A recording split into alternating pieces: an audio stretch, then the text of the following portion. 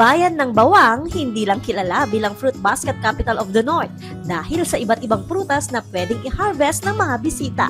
Sagana rin ito sa mga baybayin na tiyak dadagsain ngayong nalalapit na tag-init.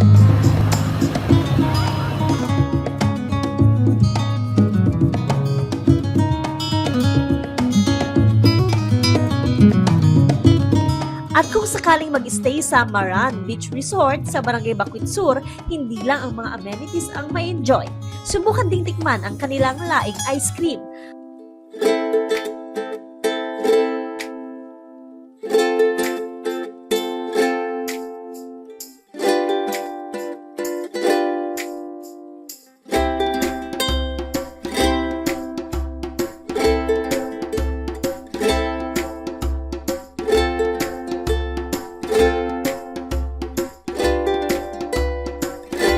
Ang halamang gabi na nakikita sa bakuran, hindi na nasasayang dahil hindi na lamang ito pang ulam. Ginawa na rin itong dessert. At ang nakaimbento ng laing ice cream, si Chef Dyna.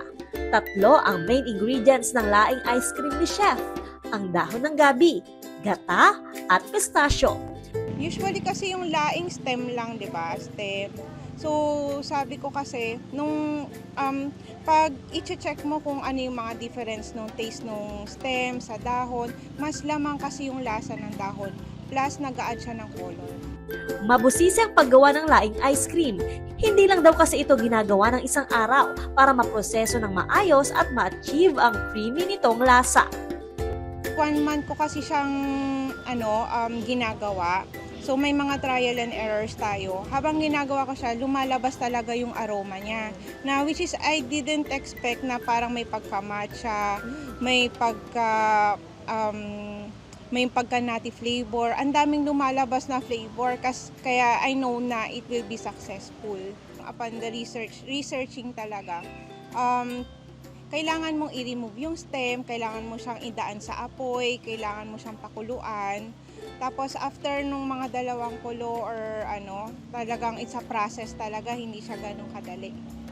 And then yun yung hanggang sa nakuha ko talaga yung tamang timpla. Para aesthetic tingnan, may edible gold toppings ang ice cream. Pasado naman kaya ito sa panlasa ng mga bisita?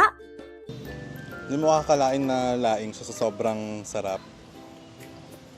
Hindi siya makita sa lalamunan. Tsaka nakaka-addict sa ulit-ulitin kainin niya. Isama na ito sa must try sa LU. Joanne Punsoy, Balitang Solid North.